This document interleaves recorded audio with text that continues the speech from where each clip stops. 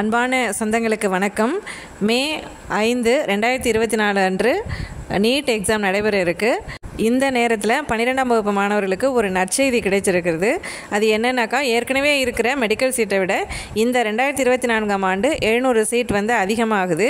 அதாவது 5 ப்ரைவேட் காலேஜஸ்க்கு NMC approval கொடுத்துருக்கிறதாக தகவல் வெளியாகிருக்கு. ஏற்கனவே all India quota, state quota எல்லாம் சேர்த்து எத்தனை சீட்ஸ் இருக்குது அப்படிங்கிறத இந்த வீடியோவில் நான் சொல்லியிருக்கேன். தொடர்ந்து என்னோடய வீடியோவை பாருங்கள். தமிழ்நாட்டில் இருக்கக்கூடிய 36 கவர்மெண்ட் காலேஜில் நாகப்பட்டினம் மாவட்டம் ஒரத்தூரில் இருக்கக்கூடிய one of the best medical college பற்றி தான் இப்போ நம்ம பார்க்க போகிறோம்.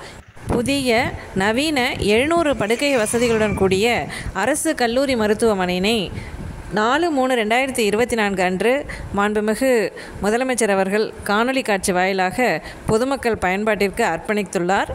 நல்ல இயற்கையான சூழலில் ஒரத்தூர் அப்படின்ற கிராமத்தில் இந்த மெடிக்கல் காலேஜ் இருக்குது.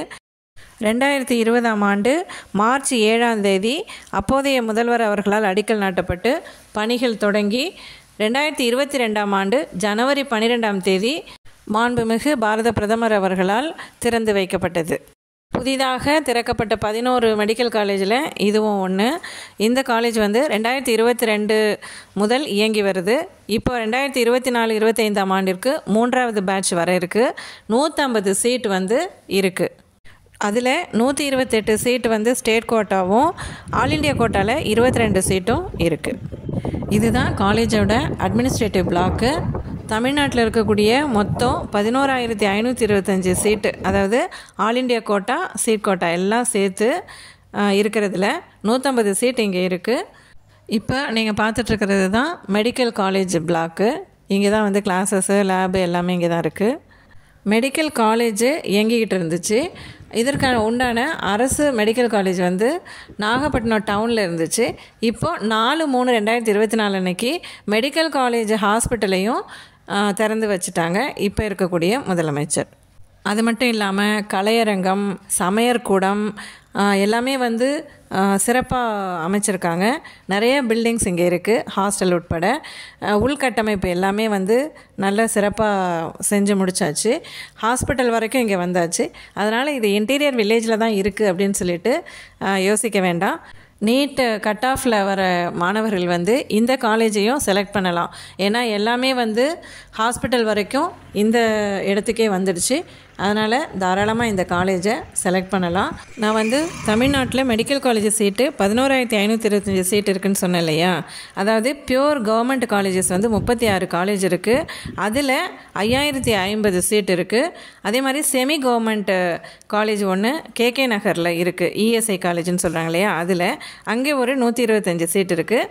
ப்ரைவேட் யூனிவர்சிட்டி 3 இருக்குது. அதில் ஒவ்வொரு காலேஜ்லேயும் 150 வீதம் 450 சீட் இருக்குது. அப்புறம் ப்ரைவேட்டு காலேஜஸில், செல்ஃப் ஃபைனான்சிங் காலேஜஸில் மேனேஜ்மெண்ட் கோட்டா இருக்கு இல்லையா? அதில் 3,350 சீட்ஸ் இருக்குது. இது எல்லாம் சேர்த்து அந்த 11,525 சீட் நமக்கு கிடைக்குது. அதில் 85% ஸ்டேட் கோட்டாவும் ஆல் இண்டியா கோட்டாவில் 15% சீட்டும் இருக்குது. நான் மறுபடியும் சொல்கிறேன், நாகப்பட்டினம் மாவட்டம் ஒரத்தூர் கிராமத்தில் எழில் கொஞ்சம் இயற்கை சூழலில் அமைந்திருக்கக்கூடிய இந்த ஒரத்தூர் மெடிக்கல் காலேஜில் நீங்கள் சேரலாம், விரும்பி சேரலாம். இந்த காலேஜ் நாகப்பட்டினத்துலேருந்து வேளாங்கண்ணி போகிற வழியில் ஒரு 6 அல்லது 7 கிலோமீட்டர் தொலைவில் அமைஞ்சிருக்கு. அதே மாதிரி திருத்துறைப்பூண்டிலேருந்து வேளாங்கண்ணி வழியாக வரலாம், வேதாரண்யத்துலேருந்து வரலாம், திருவாரூர்லேருந்து புத்தூர் அங்கிருந்து ஒரத்தூருக்கு வேளாங்கண்ணி போகிற வழியில் போகலாம். நாகப்பட்டினத்துக்கும் வேளாங்கண்ணிக்கும் இடையில் ஏரஞ்சாலை அப்படின்னு சொல்லிட்டு ஒரு இடம் வரும். அதில் ரைட் சைடு பிரிஞ்சோம்னாக்கா இந்த சப்தகன்னியர்கள் கோயில் வரும். இது ஒரு லேண்ட்மார்க்கு. இது வழியாக வந்தோம்னா ஒரத்தூர் வில்லேஜுக்கு போகிற வழி சொல்கிறதுக்கான போர்டெல்லாம் வச்சுருப்பாங்க. அது வழியாக நம்ம காலேஜுக்கு போயிடலாம். நீட்டு தேர்வு எழுதி வெயிட் பண்ணிகிட்ருக்க மாணவர்களுக்கு யூஸ்ஃபுல்லாக இருக்குங்கிறதுனால இந்த மெசேஜ் நான் போட்டேன். 12ஆம் வகுப்பு தேர்வு எழுதி இருக்கும் அனைவருக்கும் என்னுடைய வாழ்த்துக்களையும் பாராட்டுதலையும் தெரிவித்துக் கொள்கிறேன். என்னுடைய எல்லா வீடியோஸையும் பார்க்குறதுக்கு மறக்காமல் என்னை சப்ஸ்கிரைப் பண்ணுங்கள். நன்றி சொந்தங்களே.